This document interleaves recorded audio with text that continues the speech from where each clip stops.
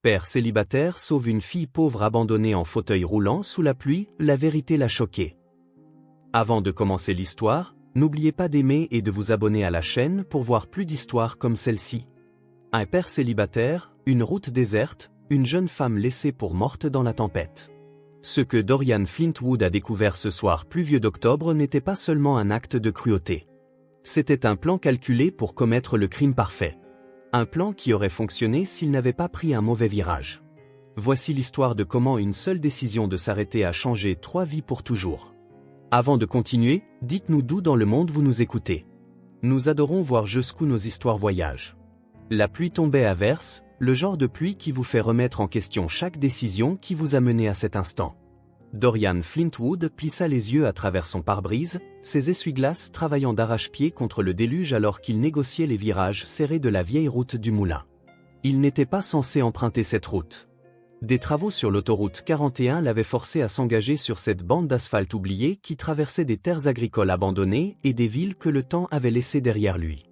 Il était déjà en retard, calculant comment il expliquerait à Merila, sa fille de 12 ans, pourquoi il avait encore manqué de venir la chercher à son cours de piano, quand il l'a vue. Au début, il a cru à une illusion due à la pluie, une forme sur le bord de la route qui n'avait rien à y faire. Mais alors que ses phares fendaient la tempête, son souffle se coupa. Un fauteuil roulant. Quelqu'un était assis dedans. Qu'est-ce que... Les mains de Dorian se crispèrent sur le volant alors qu'il ralentissait, son esprit s'emballant. Ici, par ce temps. La silhouette ne bougeait pas. Assise là, recroquevillée sous la pluie qui martelait sans relâche. Dorian se gara sur le bas-côté sans réfléchir, ses feux de détresse dessinant des motifs rouges dans l'après-midi gris, ses chaussures éclaboussant les flaques d'eau formées dans le gravier. En s'approchant, il l'entendit, des sanglots, des sons profonds et brisés qui perçaient même le vacarme de la tempête. « Madame ? Madame, vous m'entendez » Quand elle leva la tête, Dorian sentit son cœur se fendre. Elle ne pouvait pas avoir plus de 23 ou 24 ans. Des cheveux blonds collés à son visage, des yeux noisettes écarquillés d'un mélange de terreur et d'incrédulité, comme si elle ne pouvait pas tout à fait croire que quelqu'un s'était réellement arrêté. S'il vous plaît, sa voix n'était qu'un murmure, tremblant de froid et de quelque chose de plus profond. S'il vous plaît, ne me laissez pas ici. Je ne vais nulle part, dit Dorian, et il le pensait. Comment vous appelez-vous? Que vous est-il arrivé? Audrey. Elle frissonnait si violemment qu'elle peinait à articuler les mots. Audrey Smith. Ils m'ont laissé. Dorian sentit la colère monter en lui, brûlante et immédiate. Qui vous a laissé? Mais Audrey secoua simplement la tête, de nouvelles larmes se mêlant à la pluie sur ses joues. Dorian ne perdit pas de temps avec d'autres questions.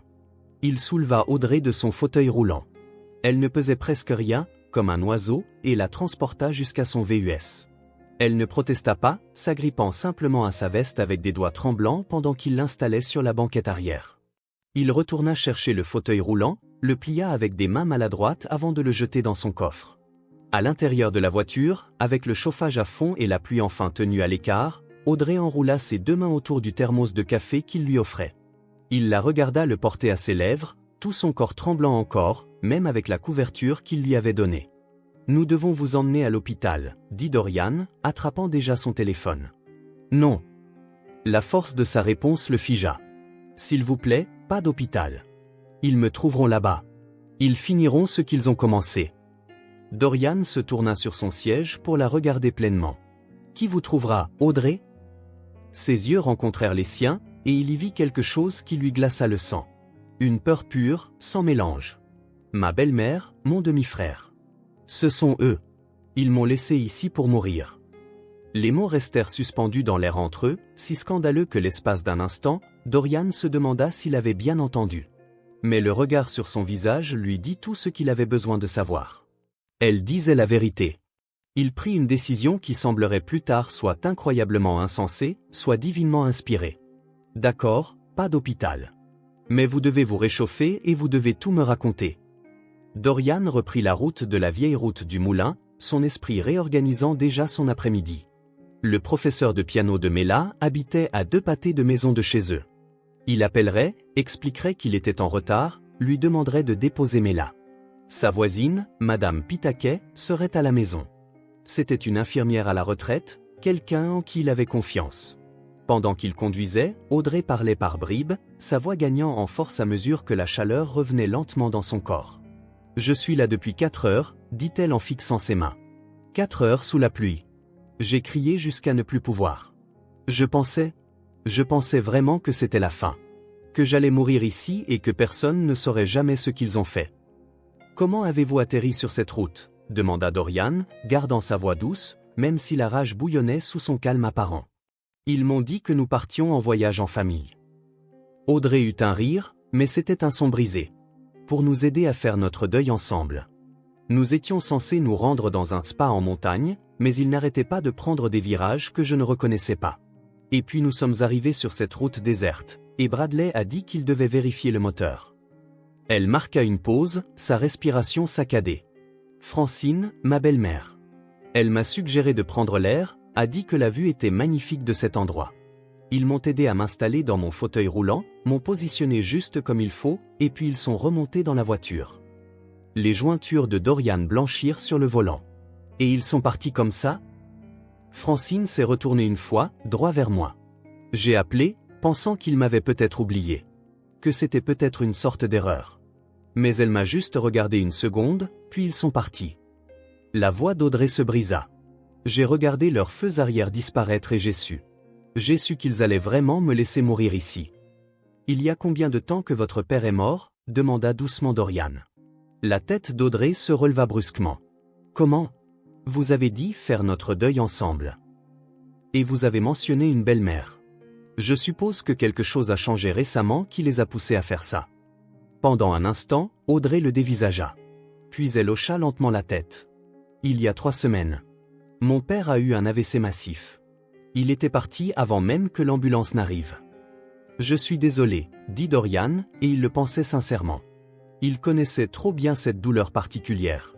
Sa propre femme était décédée 4 ans plus tôt des complications d'une opération qui aurait dû être de routine. Un jour, elle était là, riant au petit déjeuner, embrassant Mela pour lui dire au revoir. Le lendemain, elle n'était plus là. « Merci, » murmura Audrey. « Il était tout pour moi, surtout après mon accident. »« Votre accident ?»« De l'équitation. J'avais 15 ans. À un moment, je sautais un obstacle. L'instant d'après, j'étais au sol, incapable de sentir mes jambes. Je suis paralysé des membres inférieurs depuis. » Les pièces du puzzle commençaient à s'assembler dans l'esprit de Dorian. Une image se formait qui lui retournait l'estomac. « Et votre père s'occupait de vous. Il ne m'a jamais fait sentir comme un fardeau. Pas une seule fois. Quand il s'est remarié, je pensais que Francine serait bien pour lui. Elle semblait si gentille, si compréhensive. Son fils Bradley avait 22 ans, charmant, me demandant toujours comment j'allais. Mais c'était une comédie. Je ne l'ai pas vu au début. Les petites remarques ne venaient que quand papa n'était pas là. Des questions sur le coût de mes soins, des suggestions que je serais peut-être plus heureuse dans un établissement avec des gens qui pourraient m'aider correctement. Je me disais que j'étais paranoïaque, trop sensible. Dorian entra dans son allée, une modeste maison coloniale de 2 étages dans un quartier calme de Marietta. À travers la pluie, il pouvait voir les lumières de Madame Pitacay allumées à côté. « Qu'est-ce qui a changé il y a 3 semaines ?» demanda-t-il, bien qu'il soupçonnât déjà la réponse. Le sourire d'Audrey était amer. « J'ai découvert pourquoi ils sont restés, pourquoi ils ont joué la comédie pendant toutes ces années. Le testament de mon père a été lu 2 jours après les funérailles. Il l'avait mis à jour il y a 6 mois. Je ne le savais même pas. Il m'a presque tout laissé. La maison, son portefeuille d'investissement, sa collection de voitures anciennes. Francine et Bradley ont chacun reçu 50 000 $. Le reste, plus de 2 millions, mes revenus, avec des instructions détaillées pour mes soins continus. » Le chiffre fit cligner des yeux Dorian. 2 millions de $. Un mobile plus que suffisant pour un meurtre. Ils l'ont bien caché, continua Audrey. Ils ont dit que nous devrions faire un voyage, juste nous 3, pour guérir en famille. Je les ai vraiment crus. Je pensais qu'ils essayaient de m'aider à traverser mon deuil. Elle regarda Dorian, ses yeux brillants de larmes. « Comment ai-je pu être aussi stupide ?»« Vous n'êtes pas stupide, » dit fermement Dorian. « Vous avez fait confiance à des gens qui étaient censés être votre famille. Ce n'est pas stupide, Audrey. C'est humain. » Il sortit et fit le tour jusqu'à sa portière, la soulevant de nouveau. Madame Pitacay descendait déjà les marches de son Porsche, un parapluie à la main, son visage remplissait d'inquiétude. « Dorian, que s'est-il passé? J'ai besoin de ton aide, Elena. Voici Audrey.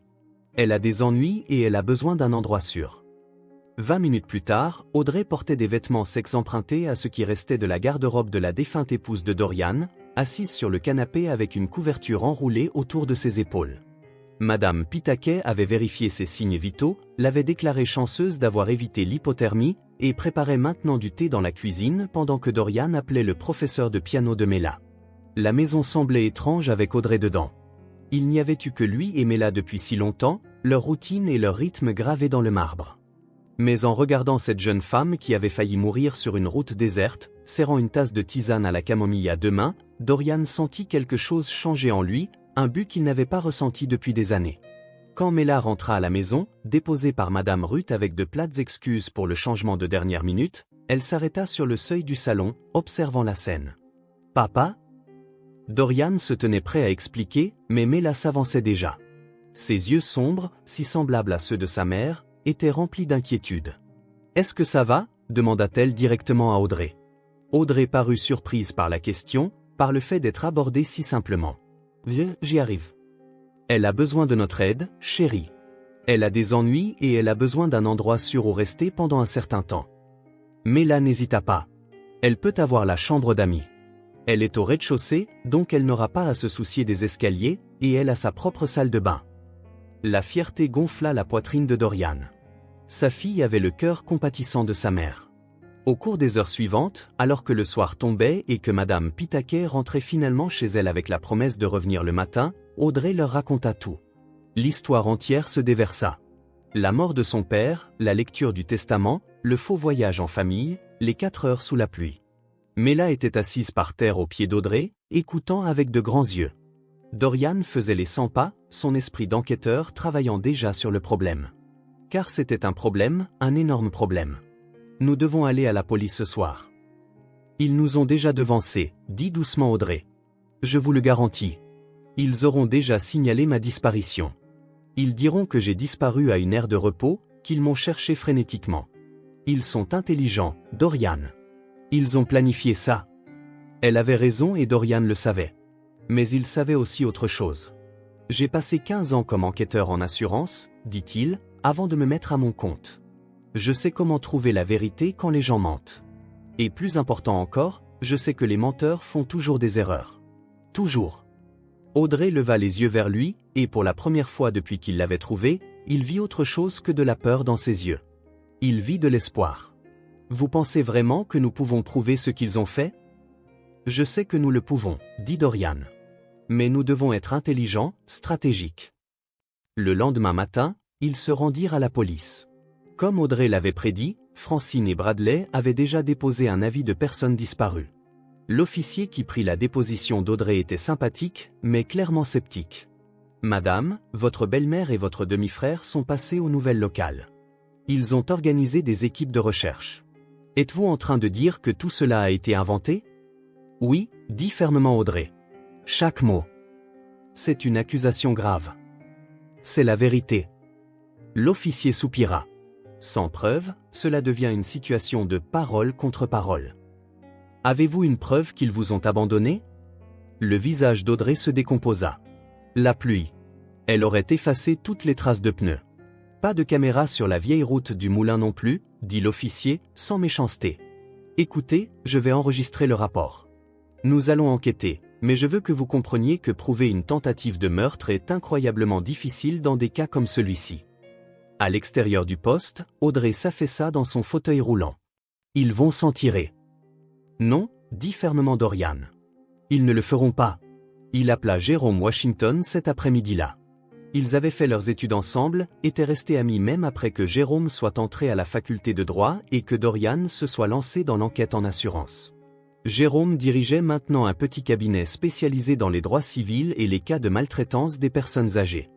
Maltraitance des personnes âgées? Demanda Jérôme lorsque Dorian lui expliqua la situation au téléphone. Elle est handicapée et dépendait des soins de son père.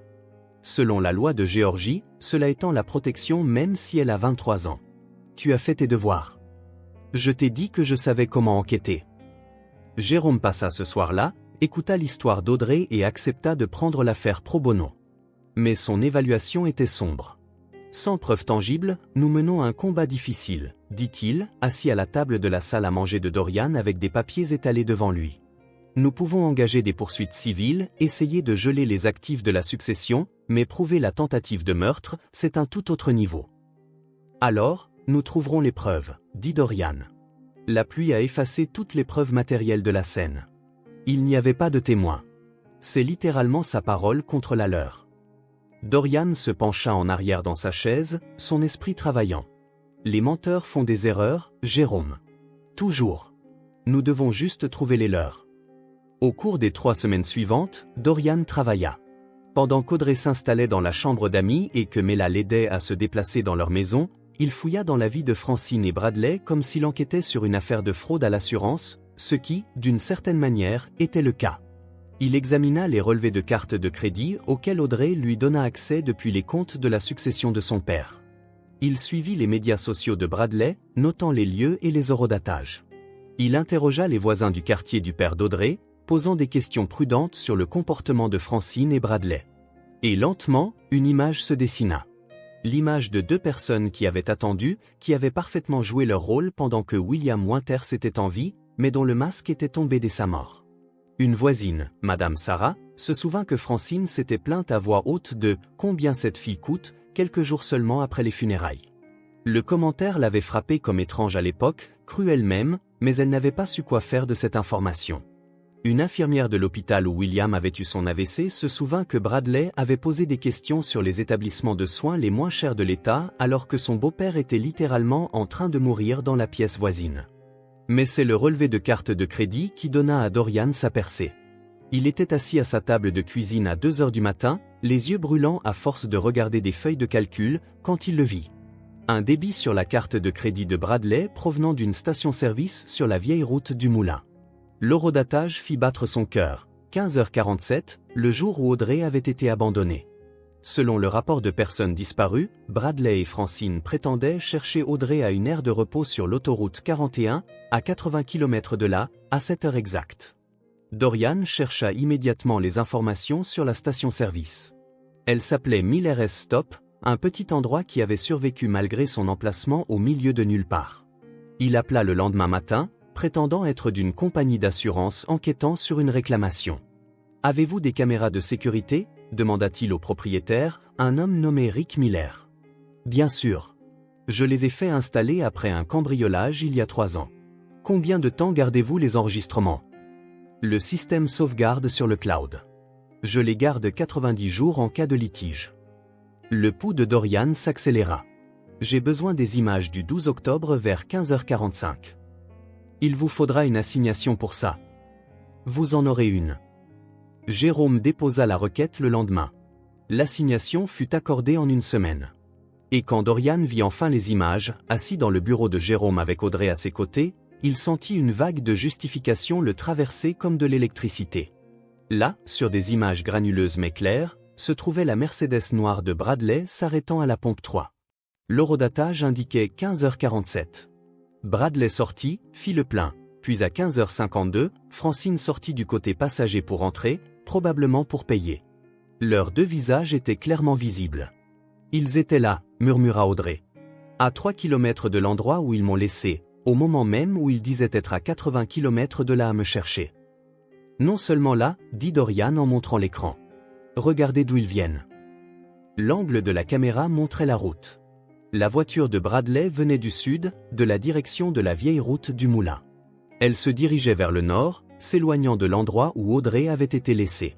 Ils ne la cherchaient pas. Ils la laissaient derrière eux. Jérôme se pencha en arrière dans son fauteuil, un lent sourire se dessinant sur son visage. « C'est ça. C'est ce dont nous avions besoin. »« Peut-on les faire arrêter ?» demanda Audrey, la voix tremblante. « Nous pouvons faire mieux que ça, dit Jérôme.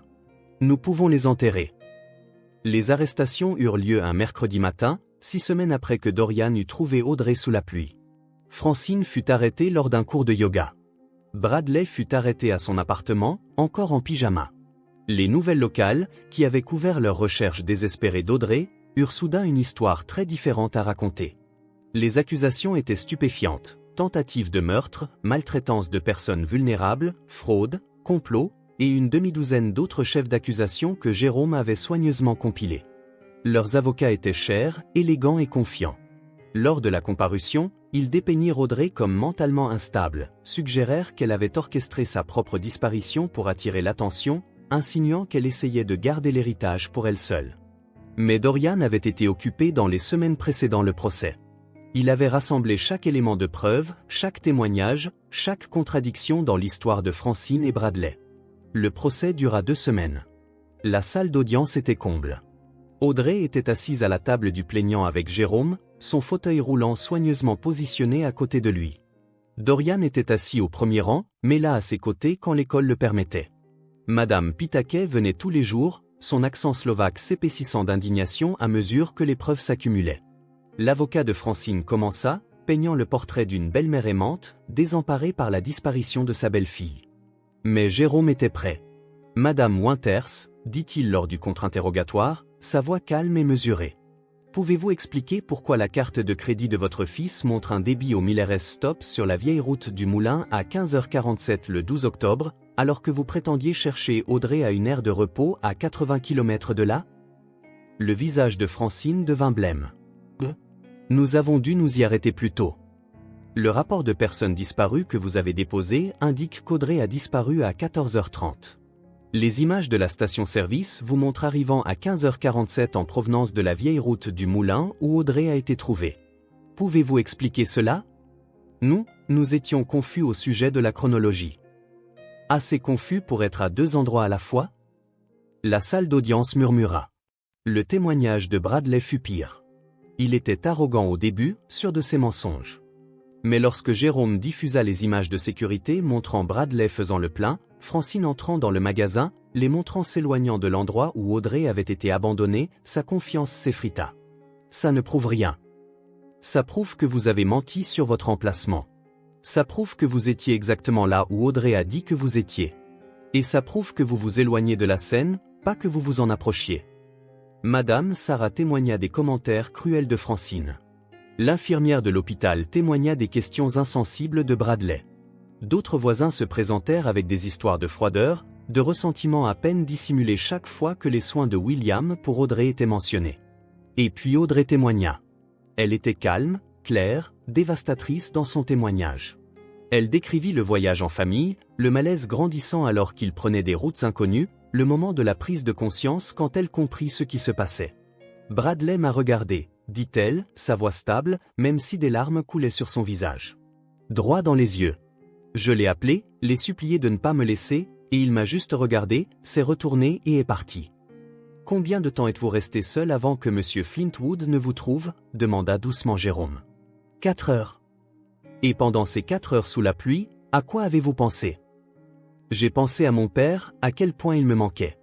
J'ai pensé que j'allais mourir dans la même tempête qui avait effacé toute preuve de ce qu'ils avaient fait. J'ai pensé à quel point leur plan était parfait. Elle fit une pause, essuyant ses yeux. Et puis des phares sont apparus, et j'ai cru que j'hallucinais, que mon esprit me donnait un faux espoir dans mes derniers moments. Mais la voiture s'est arrêtée, et Dorian Flintwood m'a sauvé la vie. Le jury était silencieux. Plusieurs membres pleuraient. Les avocats de Francine et Bradley tentèrent de se reprendre, de trouver des failles dans la chronologie, de suggérer des explications alternatives, mais les preuves étaient accablantes. Les mensonges étaient trop nombreux, trop évidents. Le jury délibéra pendant 3 heures. Coupable sur tous les chefs d'accusation. La sentence tomba une semaine plus tard. 15 ans chacun, à purger dans des établissements distincts. Dédommagement à Audrey pour dommages moraux. Ordonnance restrictive qui s'étendrait au-delà de leur libération. Alors que l'huissier les emmenait, Bradley se retourna une dernière fois, non pas vers Audrey, mais vers Dorian. La haine dans ses yeux était palpable. Dorian le regarda fixement, sans broncher. Il avait déjà vu le mal. Ce n'était qu'une autre version de celui-ci. À l'extérieur du palais de justice, Audrey s'effondra dans son fauteuil roulant. De grands sanglots de soulagement, de chagrin et de 100 autres émotions qu'elle avait retenues. Dorian s'agenouilla à côté d'elle, sans se soucier de qui le voyait, et la laissa pleurer sur son épaule. « C'est fini » dit-il doucement. « C'est vraiment fini. » Jérôme se tenait à proximité avec Mela et Madame Pitaquet, leur laissant de l'espace. Quand Audrey se redressa enfin, essuyant ses yeux, elle regarda Dorian avec une telle gratitude que c'en était presque douloureux. « Merci, murmura-t-elle. Vous n'étiez pas obligé de faire tout ça. Vous auriez pu simplement me déposer à un poste de police le premier jour et vous en laver les mains. » « Non, dit fermement Dorian. Je n'aurais pas pu. Ce n'est pas qui je suis. » Et c'était vrai. Dès l'instant où il l'avait vu dans ce fauteuil roulant sous la pluie, il n'y avait eu aucun autre choix. Pas pour lui. Les semaines qui suivirent le procès furent étranges. L'attention des médias s'estompa. Les journalistes cessèrent d'appeler. La vie commença à retrouver une apparence de normalité, sauf que plus rien n'était normal. Audrey utilisa une partie de son héritage pour rendre la maison de Dorian entièrement accessible. Rampe, porte plus large, une salle de bain modifiée. Elle insista pour contribuer aux dépenses du ménage malgré les protestations de Dorian. « Vous m'avez rendu la vie, dit-elle lorsqu'il argumenta.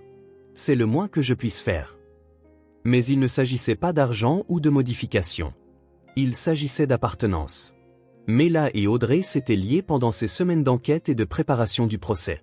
Audrey l'aidait avec ses devoirs, lui apprit à peindre des aquarelles depuis son fauteuil roulant, l'écouta jouer du piano pendant des heures sans se plaindre. « Elle est comme une maman, dit Mela un soir à Dorian, mais sans remplacer maman.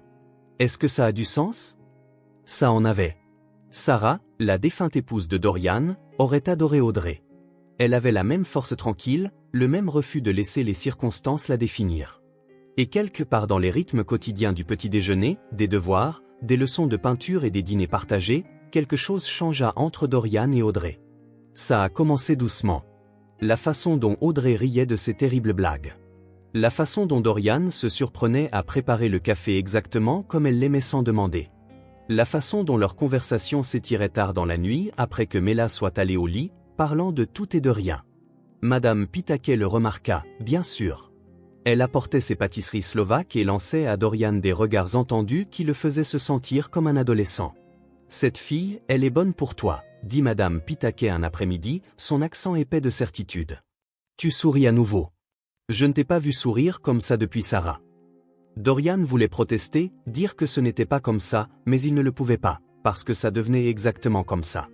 3 mois après le procès, par une froide soirée de janvier, Audrey était dans la cuisine en train de préparer du chocolat chaud quand Dorian rentra d'une mission de conseil. Elle vivait avec eux depuis 6 mois maintenant, et la maison semblait vide quand elle n'était pas là. « Comment s'est passé l'audit » demanda-t-elle, sans lever les yeux de la casserole qu'elle remuait. « Ennuyeux comme d'habitude. J'ai trouvé l'anomalie, cependant. » « Vous la trouvez toujours. » Il y avait de l'affection dans sa voix, décontractée et confortable, comme s'il faisait ça depuis des années au lieu de moi. Dorian s'assit à la table de la cuisine, la regardant naviguer dans la cuisine dans son fauteuil roulant avec une aisance pratiquée. « Audrey, je peux te demander quelque chose ? » ?»« Toujours. »« Es-tu heureuse ici ?» Cette fois, elle leva les yeux, la surprise traversant son visage. « Bien sûr que je le suis. Pourquoi demandes-tu ça ? » Parce que tu as des options maintenant. L'héritage, la maison de ton père. Tu pourrais aller n'importe où, faire n'importe quoi. La compréhension poignit dans ses yeux noisettes. Essaies-tu de te débarrasser de moi, Dorian Flintwood ? Non. Le mot sortit plus fort qu'il ne l'avait voulu. Non, ce n'est pas ça. Je veux juste m'assurer que tu restes parce que tu le veux, pas parce que tu te sens obligé. Audrey posa la cuillère et s'approcha de lui en fauteuil roulant. Je reste parce que c'est le premier endroit où je me sens à ma place depuis la mort de mon père. Je reste parce que Mela me fait rire et que Madame Pitaquet me nourrit trop. Et toi ? Elle fit une pause, ses joues rougissant légèrement. Tu me fais sentir en sécurité. Vu. Comme si je n'étais pas seulement la fille dans le fauteuil roulant, mais vraiment moi. Le cœur de Dorian battait la chamade. Je sais que c'est compliqué. Tu m'as sauvé la vie. Il y a probablement 1 million de raisons pour lesquelles c'est une mauvaise idée, mais je ne peux pas m'empêcher de ressentir ce que je ressens, et je sens. Il l'embrassa. Ce